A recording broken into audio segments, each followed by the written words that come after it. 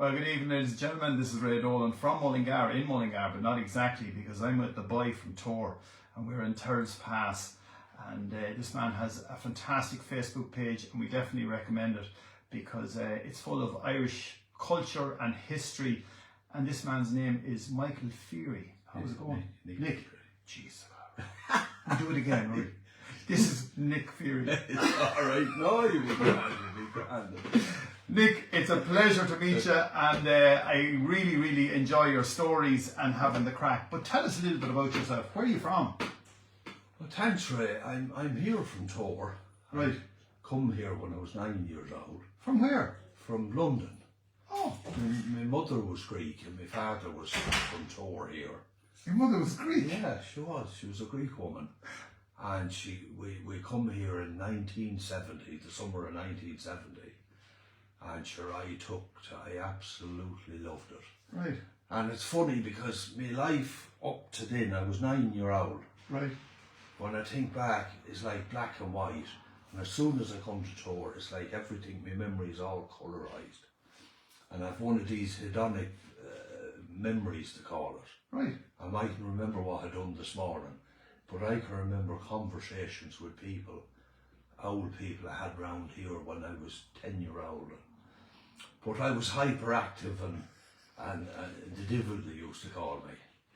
And I'd be climbing out the window at night and going up the bog, because at the front of us here, you have all Bunnykill bog, right. Then you have Toar bog, yeah. Then you have Derry Coffee bog and Ring bog. Right.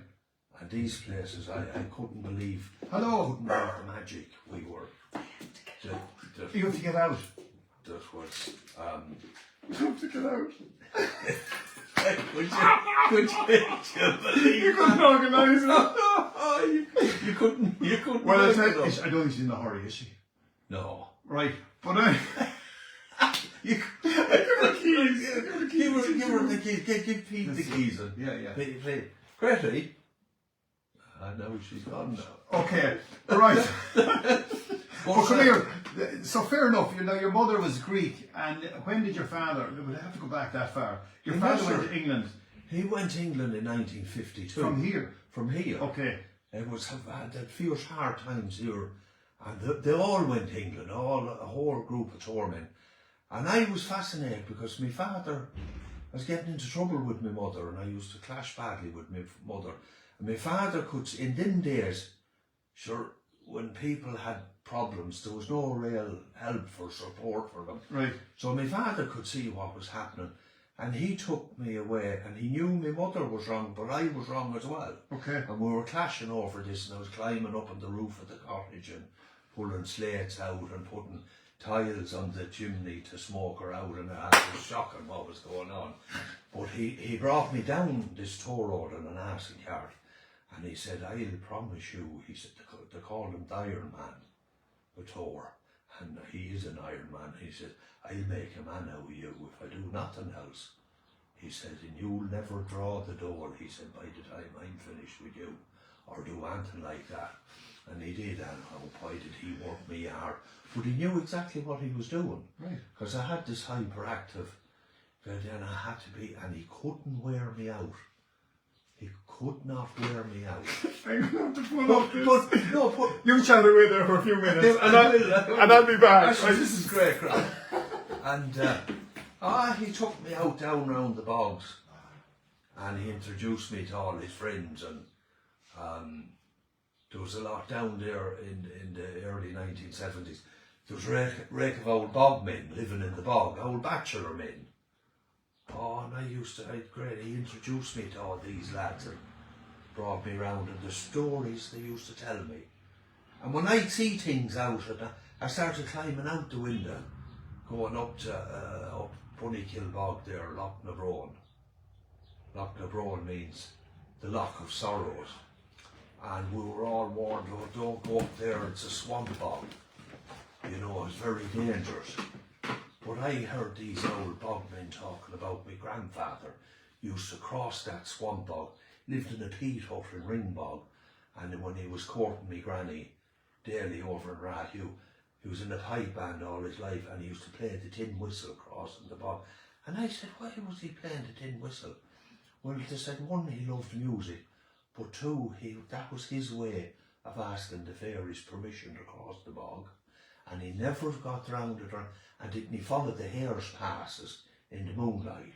Wow. Till he knew it off by heart, and he done that from 1908 to 1912, every night. And I was fascinated with this. Sure, I was out every night up the bog and climbing out the window and crossing the yard, and my mother would hear the crunching of the gravel. She'd go mad the next morning. Only robbers go out at night. They didn't understand this fascination I had for the magic that was out there and all these stories about the fairies. But they were, I was so taken in with the characters. Like an uncle of mine now, one day I met from school, you see, I wouldn't go to school or nothing, you know.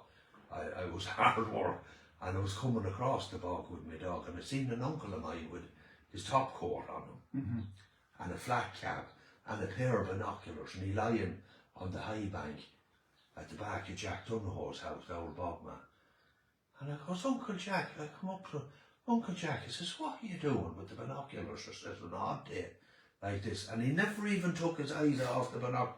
Well now, Nicholas, he called me, I'm spying on Jack Donahoe to see where he's hiding his stash. He said, because if he goes before me, I'll know where the stash is, and he's no relations, and I'll have it. What stash was it? His money. Oh, quick. Yeah, but because they never used banks, they'd be hiding it round the cottage, you see. Ah. And he lived in the cottage below in Toar bog. And he said, and if I go before him, sure, I won't be worried about it. And that's the kind of characters they were, you know. There was no such thing as robbing each other or anything, you know. They were a very close-knit community. Now, the way you put it, you're from Toar. I mean, to me, I never heard of Toar, right? I know a lot of people haven't, no. And I know that, so if we were talking about Mullingar, I always talk about the land and it falls left and it falls right. So yes, we would not fall towards Turds Pass. That's right, you fall towards Multifarnham. Multifarnham. Yeah, and up Castle Pollard and... Yeah, that's so right, we fall that's right. So, and then Turds Pass then, like fair enough, it's guys... Because we fall towards Offaly. Exactly. To Croghan, and the Croghan people used to all come here. And I remember this place, well, it was better than a comedy that you'd ever see on the television. I remember the old fellas coming down from Croghan in an old Morris Minor, and none of them knew how to put a bulb in the car. Right. And there was two old lads used to come down the Toar Road, and all they had was the inside light. And they knew the road that well, and the inside light was the warning sign for you to get up on the grass and get out of their way. And if a car came, if it was dark, if a car came with headlights, they'd pull over and wait for them to pass. And there was never any accidents or anything. And for you at 9 years of age, I mean, do you remember going back in London at 9 years of age? Do you remember that, or do you remember from here on in? Well, I'll tell you what I done now. The last memory I have of London was I got into fierce trouble. We'd been over here for summer holidays, and didn't I hear all my cousins talking about, the landlord pilkinging up there and the English Protestants and what they done to the people around here. And this would just be in the stories round the fire.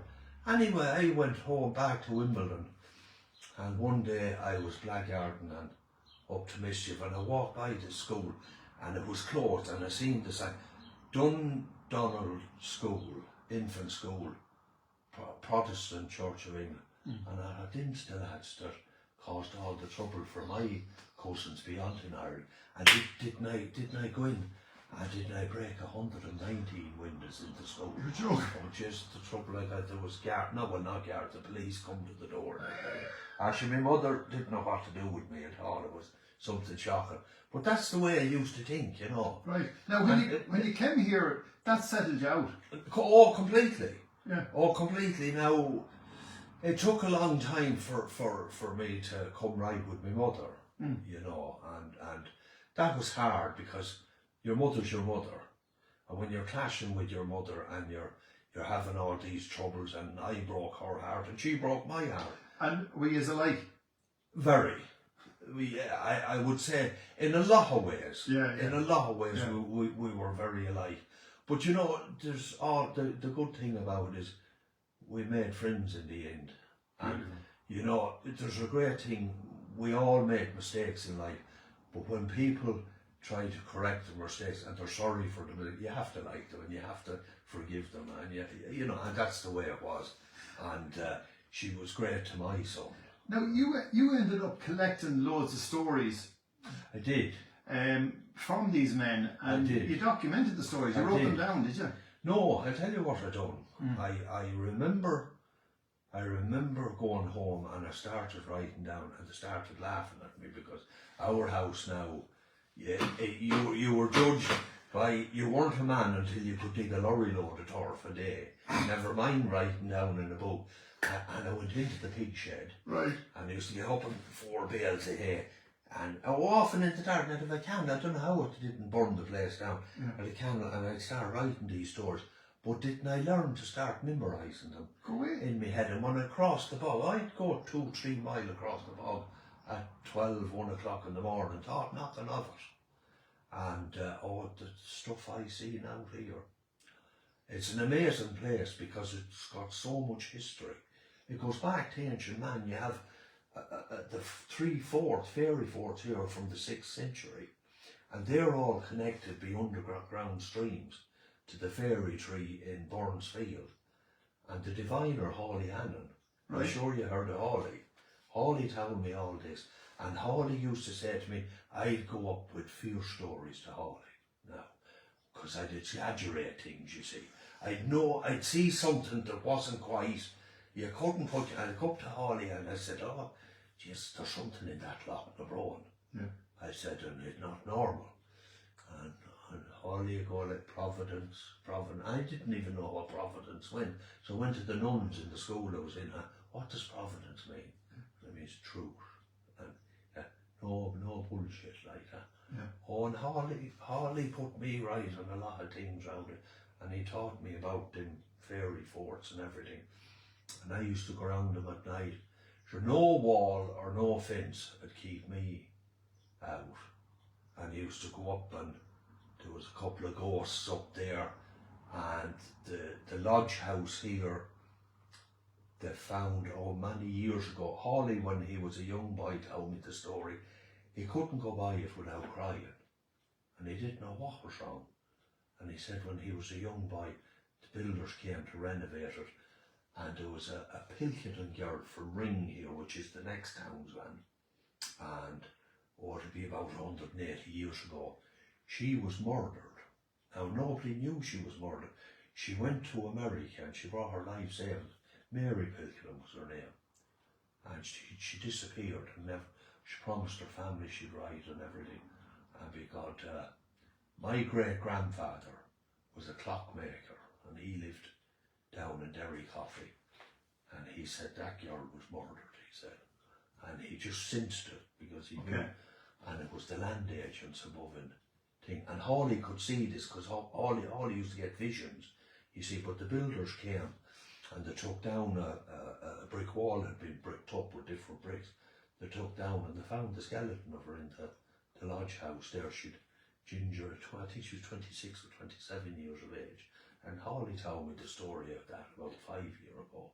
Really? You know, yeah. So you're still getting loads of stories from people? Yeah, and what I'd done was I collected all. And what I'd do is when I'd be going home after hearing these stories, I'd memorise them in my head. And they were such, because in them days there was no television, they didn't have radios, nothing. And they made their own entertainment, you know, and the humour and the crack they had. And it was all about, and the fairies had a big part to this, you know, and even at that age, you know, I knew no more going to see a fairy or anything, but it was all about being good to the land and respecting the land.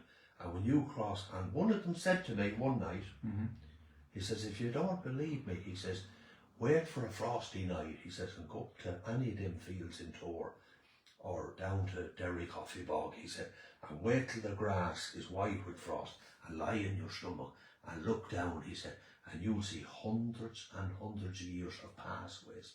You'll see the cattle always take the same path, the humans take all the same paths. You'll see you'd see the hares and the rabbits, and you'd see the fairies as well, the one that was made by neither man nor beast.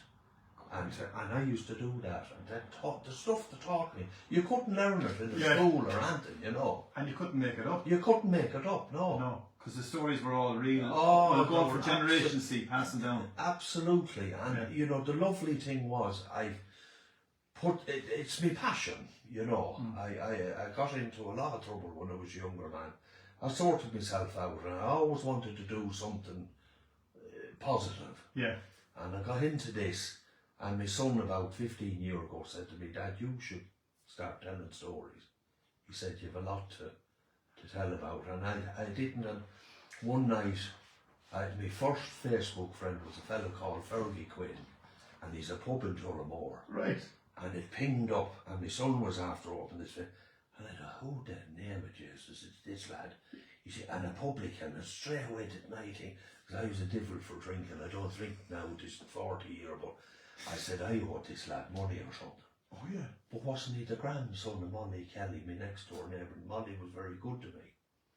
And he said to me the next day, he said, it's Molly's 10th anniversary in passing tomorrow. And that was Sunday. I went round for 3 days and I could not get it out of my head, Ray. Molly was telling me, do this, you must do this, and you bring a lot of people together. And that has come to pass. And it has, because your videos are very popular. Yeah, and the amount of people from America, Australia that have been associated to Toar and Terrace Pass, that, oh, my great-grandmother was from, I mention her name.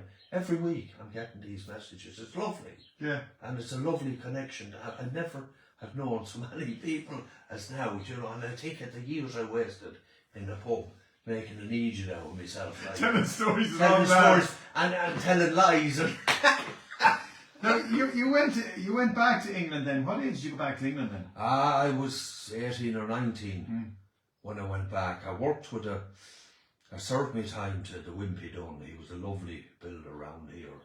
Joe Dunn, he passed away there recently. And what were you doing serving your time? Like plastering. Plastering, okay. Yeah, I've been a plasterer all my life. And I'm still plastering. But I get home, I try and get home as often as I can, because now I was doing a lot of stories, just text, writing them by text, you see. But I discovered now people prefer the video story. Totally. To see the place and to put the story to it. That's what it's all about. So it's hard to get over. I wish I could get over more and do more of it. Yeah, yeah. You know, and I will. I know I will. Something will work out and I'll get over a lot more often. But even if you went and done like this, so when you were in England, how do you mean? And just go live. I never thought of that. So if you put on as we're doing now, so what we have is Margaret Sweeney, interesting character, and she's after putting your Facebook page up there. That's my Margaret. And then Chris Gary is looking in there from... I know Chris Gary. I know Chris. I remember Chris was a lovely man. Yeah, Mary Corcoran, I don't know where she is. Margaret McCabe's looking in from Belfast. Oh, Lord. Margaret Hazeldine, I don't know where she is. Christine Hudson, Chris Gary, the Irish Buzz, which is a sort of another Facebook around the area. He's a Mullingar man, and he put up a thing about Joe. I think it was him. Oh yeah, he put up a little poem about Joe. And Mullingar man as well. Frieda's looking in the hole from Holland, right? Ah, jeez. So this would be probably the way to go, maybe. And tell stories on it. And tell stories on it. And yeah. I never thought of that. And because people really appreciate like the face and the and the accent and the chat. And you're talking directly to them. So but everyone out there who's watching in, we'd appreciate now if you just press that share button. And they can share it to all their friends, you see, as well. That's fantastic. It's unbelievable. and the good thing about it is, I mean, what you're doing is very important because you're saying all these stories. I know. Yeah. I feel that it's like a duty because them people were very good to me. Like I said, they straightened it out. They did. No, they did in a very simple way. Yeah, yeah. And they used to laugh at me. There's big beech trees up here in Toar. Right. And they used to climb 40 foot up to the top of it and tie a sheet out of me. But I had the sense to put dead leaves at the bottom and jump out. And wouldn't I break me fall coming down the tree? Stone crackers like. And the Crib Kilmurray, he'd a little small man. Kilmurray? Yeah. He was a little man, he was only 4'10" or something. And he used to wheel the bike everywhere. He couldn't cycle, his legs couldn't reach the pedals. And the bike was to hold him up from he loved his drinking. And he looked at me, he shook the head, he said, "Veery, you're stone mad," he said, "but the fairies is looking after you," he said. "And the fairies will always look after." And I said, tell me about the fairies. Oh, I said, when I was a young lad, he said, "I'd a hump on my back and everything, and I had 2 weak knees," he said, "and everyone used to laugh at me, because a lot of people would have been laughing at me, like the mad things I was doing. You couldn't blame them, honestly, but he said to me, God, he said, "I went up Derry Coffee Pot there," he said, "and I saw her picking berries off the tree." I said, "Oh, the Fairy Queen," he said. "She's the most beautiful woman I ever seen." He said, "I've never been lonely." She said, "Come in with me to my people." He said, they threw me up and down in there. When I came down, the hump was gone off my back," he said, "and my knees was great." The stories he come out with. But he was able to grab me imagination. And the Crib, how did he get the name the Crib? The Crib, because he was always giving out. The Crib? Yeah, and you know how many pints of porter he drank with the brown rings that be around his thing. But the next thing was, I was going down to the Silver River at 12 and 1 o'clock in the morning. And you see, what was so genius about the old people around here was they tell you these stories and they could put a bit of magic to it that would reach into your childish imagination. You go looking for and you would see magic, because what I started seeing then, I found a 100-year-old swing that was deteriorated. That was my ancestors that lived down there in the peat bog, and I renewed the swing. I made it new again, and I used to sit in it at night, and I used to watch all the hares coming down from the highland, and the bog owls gliding from one. They used to glide silently from one forestry to the other. It was just, I can't describe it as magic. Yeah. It was that, and there was a feeling down there that fear didn't exist. And you see, I would have had a lot of anxiety, and then there'd be a knot in my stomach about going home and facing my mother, facing the mute and the bait, and I was going to get like, you know. And but I go down there and used to take it all away. It was. And someone told me about Will-o'-the-Wisp. I mean, who was Will-o'-the-Wisp? Like my cousins. Will-o'-the-Wisp now, lucky enough now, it probably would have terrified me, but my father told me about the Will-o'-the-Wisp, because my grandfather, when he'd be crossing the bog, apparently it's something to do with the gases in a swamp area. Okay, yeah. And Bunnykill is because there's a spring there, but I was coming across, and I used to try and copy me because the long hills on the Toar side of Bunnykill bog is the long hills means a place where fairies dwell. And St. Hugh's Holy Well is the far side. And wouldn't I go over to the Holy Well, and I used to put the water on all the welts, and all the backs of my legs would be bleeding and everything from the belts of the sticks I used to get. And I put the water on the way it used to soothe me and everything. And I'd sit there and I'd talk to St. Hugh, and you could feel the presence of something there. Right. You didn't understand it, but you knew it was special. Yeah. And it was doing something for you. And I'd come back and I'd feel 10 times better. I know, because sometimes when you're a child and you get a baby, you're in shock. And I didn't understand what this shock was. But when I went to the well, it was all lifted out of me. These holy wells, so Croghan Hill, St. Hugh's up there, I tell you, if you've ever troubled or you're feeling despair about anything. So all this land, as far as you're concerned, is very, very special. Very, very. And it breaks me heart to see the progress. And I know it's progress in one way, but they've destroyed a lot of it. You've been digging up the bog. Yeah, digging up the bog. That bog, Bunnykill, was full of ancient secrets and history. And you could go across there. I used to go and sit in my granny's house. Now my cousin lives in Gabriel and Marion live in this 30 or 40 years. But when it was empty, I used to cross the 3 mile there, and sit, and I could feel my granny spirit in it. And I never met her. She died in '63 when I was 3-year-old. Right. And I used to sit there, and an old lady come in, and she'd seen that I'd light the fire, you see. She'd seen the smoke going out the chimney. She get away with nothing in Rayu. And because didn't she come in and she says, oh, she says, who are you? And I told her who I was. I said, Nicky Fury says, Mary Fury was my granny. Oh, she was a great friend of mine, she said. And she stunned me. She smoked a little doodling of a pipe. She had a shawl on her. She sat down at the fire, started talking to me about, she said, she wants you to go up to St. Hugh's as well. And that is across my heart and all the time. And I said, why does she want? She just wants you, it's only up the road there, she said. She wants you to go there. And then that was a regular spot for me to go. And it was something so special about it. And she said, there's a fairy fort there. And the story she told me was, back in the 6th century, St. Hugh had been away somewhere, and he'd come back, and his monks told him that there was 2 fairies at the well, and that they were using it to go into the other world or wherever they were going. And St. Hugh went mad because he wanted it for the cures for the local people.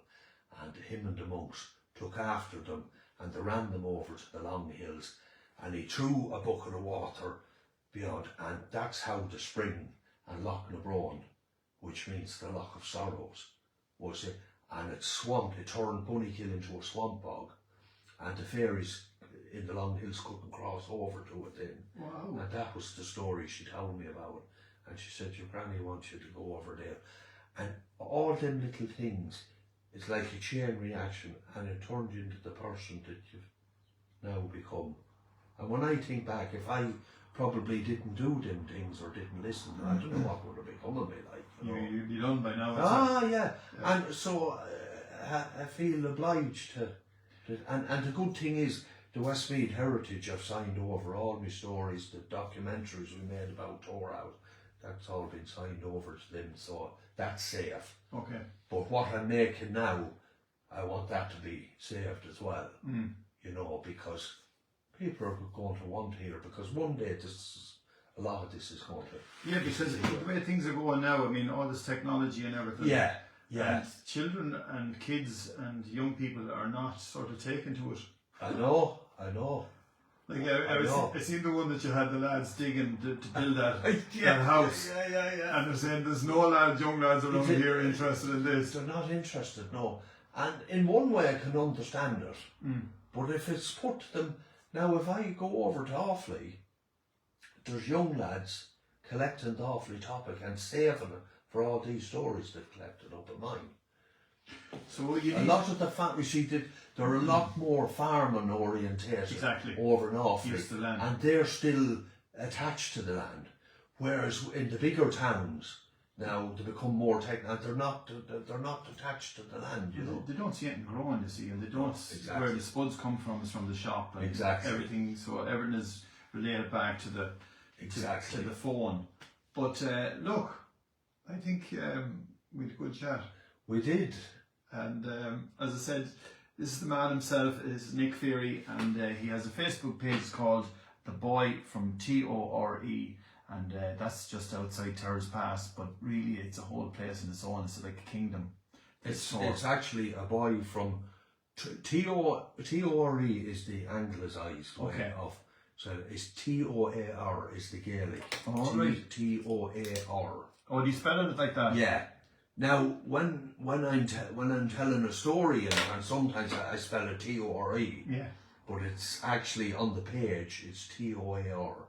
That's the Gaelic. And you're going to do a few more now, a few more stories. Oh, I'm going to be flat out now till Sunday, and go back Sunday making video. I've so many stories in my head. It's like going to a well. It's never ending. Wow. And it's amazing, because the more stories I tell, the more keep coming up. And I have that kind of memory. I can't remember what I done yesterday, but you asked me something, a conversation and a story that I was told in 1971, and like that. And tell me, coming home, is it a big thing to you? Do you feel the energy the minute you... the minute I get here, it changes you completely. It completely changes you, honest to God, and all the people that's gone, you know, and it's nice to go into the graveyard and see my own people and all the people I knew that's in. We were in there today, and we're up at St Hugh's Well yesterday. We're up in Crohan this morning at St Patrick's Well, And tell me, what about in England? Have you a whole collection of people that you hang out with in England as well, story people as well? I tell you now, Martin Logan, he's on tonight, every Wednesday night in Manchester, the Martin Logan Show. Been very good to me. He's done documentaries on me. He mentions me every Wednesday night. And what is he on? Is he on the radio, or is he on Facebook? Or he's on All FM. All FM, okay. 96.3 All FM. 96.3 All FM. Yeah. Manchester Radio, the Martin Logan Show. And he also has a television programme called on Thursday evening from 7:30 called The Irish in Britain. All right. He documents what the Irish people have achieved over it. Been very, very good to me. Lovely people. That's in Manchester. That's in Manchester. Yeah. And I go up there regular for their charity events, and they're very, very good to me. They're lovely, lovely people. And a lot of them are west of Ireland. And you see, I tell stories here about Jack Fury, my uncle Jack Fury's field over there. The story was the traveller man Maloney bought that for Jack. He put up the money for Jack to buy that field, and he told Jack, he said, that's a very special field. He said, and the lads will always play football there. Wasn't there a crowd here? And my father was the youngest one of the team, called the Toar Slashers, in the late 40s, early 50s, and didn't. Now I met every one of them, and they were all men when I met them, and I could not relate how the brutality of what they were could connect them, because they were lovely men. And didn't they play Kilbeggan? Yeah. And they come, and the Kilbeggan lads come out, and Kilbeggan now will be a lot bigger village around here, and didn't the Kilbeggan lads laughing at them playing in this cow field? But apparently the Crib Kilmurray was coming down at the back, and say, what happened? Well, they broke the jaws, the two legs were broke, and there was blood everywhere, bursted noses, they destroyed the Kilbeggan well. And I said, Jack, I can't put that to them men. Yeah. I know you can't, he said. It's the fairy field, and Maloney, the traveller man, knew that field was magic. He said the fairies played football, and they played the West of Ireland. Fairies used to come and play the Westmead Offley fairies there, and the Westmead Offley fairies always bet them, because they led them a merry dance all around the forestries and the woods, and made them walk and walk until their legs were knackered, and then they used to bait them in the football and the hurling. And what they were doing, he said, when the Toar Slashers was playing the Kilbeggan boys, they come out and they took the spirits of the Toar men. He said, should them men, he said, wouldn't harm nobody. Right. He said, they took themselves, the fairies, see, the fairies got the when you reckon they come out with the fairy fort, which is the next field down. It's amazing. And as well as that, fields had their names as well. Some people done a collection there, multi of all the names of fields and that. And I tried to get in contact with them, because you have Bill Kelly's nut corn up here where the priests were buried. That Barney Lowe, murdered in the 1660s. He was a psychopath, and they were all buried up there. And at night time, I couldn't face that field. Wide burn, I could never run, and even in the daytime, I walked across it twice, and I thought it didn't feel right. And the same with the Flash. I used to run across it coming home from school, and going to school, I'd run it. And one day, the Crib Kilmurray was with his bike there, and he nothing like that. He says, get out of that field, he says, and go up Rose Bunny's Hill and get out into the fairy field of Birth. You'll be much calmer there. And I didn't think much of it. Then in 2012, they dug up a boat, one single human boat, and they went and got Hawley, the archaeologist, because they've no records or nothing. And Hawley went round and divined it. And he put sticks down, big square area, and he come back and tears in his eyes. And he said, only dig there, he said, where I put this in, very sad. You're going to find very women and cradling their children, and a few old men. There was no 2,000-year-old skeletons, and there were 18 months, 40 of them, exhuming all the skeletons, and they're buried now in the Third Pass Cemetery. And I was running across that. Wow. And Jack and Kilmore, these owl folks, they knew, but they didn't know, but they knew. Exactly. They knew there was something magical about all this land here, all the way from Rose Bunny's Hill up to Croghan Hill. And they reckon that the sun shone on the Toar side, the sunny of Croghan Hill, and anyone that lived the far side was half mad because the sun never shone on it, had to live on the Toar side. I had the cracky was that. I could talk all night. You could talk all night. I talk too much. Not at all. It's great, and everyone that says enjoying it. Now, we'll just quick shout out. A lot of people looking in there as well. But look, folks, delighted that you're all on board, and make sure to share this post and check out the man himself, the boy from Toar. This him. This he looks like. When he's chatting, this is what he looks like. He's telling the stories, and he's a great accent as well, because I couldn't put a face in him until we met. So look, it's a pleasure. Thanks very much, Red, for coming much. out. Thanks very much. I really appreciate it. I'm delighted to be here. Look, folks, we'll get more in someday. Bye for now.